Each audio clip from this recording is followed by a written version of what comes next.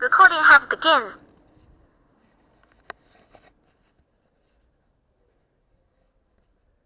Assalamu alaikum wa rahmatullahi wa barakatuh. Today is Sunday, the 8th of October 2023. Sunday, the 8th of October 2023, and the time is around about 5 o'clock, or coming to be 5 o'clock. And today is day 62 that I've not seen my brother at all, or have any contact or know about his whereabouts. He was abducted from here. This is a house, 20 Primary Way. This is the care home that I created for him in order for him to be here, to be there for him in his old age. And the local authority have got their own ideas, because I told them I charge £1 million a week for the care that I provide, and also this is a £350 million care home. Those are large sums of money. I appreciate that, but the bottom line is I'm within my right to charge what I want to charge, and the local authority have acted nefariously and malevolently in order to abduct my brother and gone beyond the legal limits of what they should be doing or what they are required to do, and they've acted ultra-virously. And because they've acted ultra-virously, that justifies my charging policy. Anyway, today is the day before I go to court tomorrow. Tomorrow is going to be a kangaroo court where the judge has been bought off, Judge Mitchell, and he's going to railroad through an agenda that serves the council's best interest and the housing association's best interest, basically looking to kick me out of this house. And the reason that they're looking to kick me out of this house is because I've now lost all legitimacy. My legitimacy was derived from being a carer for my brother.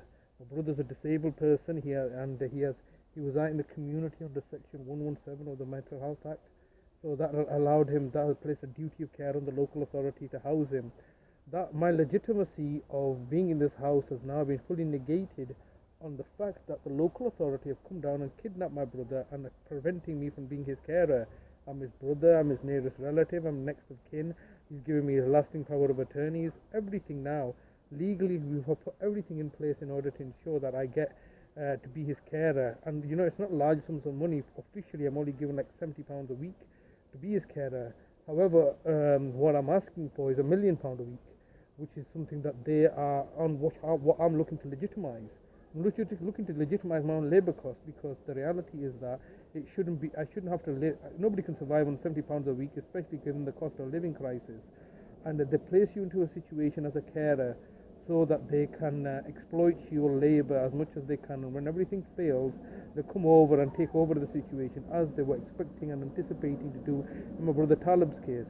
And it never transpired as such that I gave them a justification to do this to me. So no, they were not able to do this, and so therefore they have to act with malevolence. Just simply brought the police down, made some false allegations that I had attempted to murder my brother, which is completely ridiculous. A ridiculous statement to make, but and the police entertained it. Last time they were entertaining the idea that I had kidnapped my own mother from her own home, because a lot of social services simply just get the police involved, and the police do as they please. They come and the police are there to work for the interest of the social workers, not for your own interest. Anyway, 62 days, and I have no idea what state my brother's in. I ring them up every single day, they won't give me an answer, and it's just very, very emotionally and psychologically demoralizing and humiliating and degrading. And that's what they want to do. That's the nature of power, isn't it?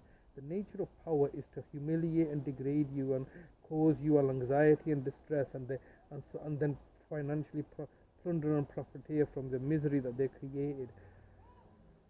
So we're here today on the 8th of October, 62 days later. Have no idea what legal framework they're working under. I've emailed everybody in the council. They just say, just ignore him. We'll come and we'll do. And that's what they do. They plunder and profiteer. That's what the nature of power is.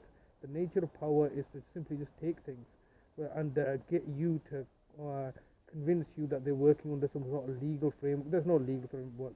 It's all gangsters. That's what gangsters do. They just come and take, and then tell you to go jump through the hoops that they've created in the legal system, go through one legal jurisdiction, another, we'll buy off the judges, we'll buy off everybody, we'll just eventually exhaust you, and we get what we wanted. They've come onto my house, they've taken the safe from my bedroom in December 2013, never gave me that back. There was £30,000 in there, and also my mum's jewellery. They just kept that. We have no idea what's happened with that. Now, then, subsequently, they just abducted my mother, kicked me out of the house, and then now, 62 days earlier, they've just abducted my brother, and there's nothing you can do about it. Who do you go to? You can't go to the police. The police are the ones that are doing it. The police are the ones that are taking the instructions from the council. The council is an arm of government. The government's not going to do anything. I emailed everybody. I emailed the Home Secretary, Suella Braverman.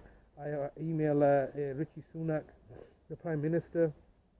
Nobody cares. Nobody wants to do anything. Nobody, because they're just gangsters exploiting and plundering from people. And here I am now going to court, and the reality is that what do you do when the judges are bought off? And it's just this idea that judges are immune. That's just what it says on the outside, isn't it? On the kin, that judges are impartial and they're immune from any kind of corruption. But you can't just say something like that. You can't just say I'm honest, all right, and then expect everybody to believe you that you're honest. No, the reality is that there is no framework in place. There's no safeguards in place to prevent judges abusing the position of power and authority, and that's the reality of the situation, and that's the situation I'm presently facing. Is that I'm going to court tomorrow, and I've gone to so many court hearings before so many different judges. All of them are exactly the same. They look to diminish you. They look to degrade and humiliate you. They look to when you're in their court, knowing the fact that they have immunity from prosecution, immunity from any kind of wrongdoing, and you're there in their jurisdiction, and they try to convince you that they are acting impartially, and they're not really. It's all a fraud and a deception. But I'll see what happens tomorrow.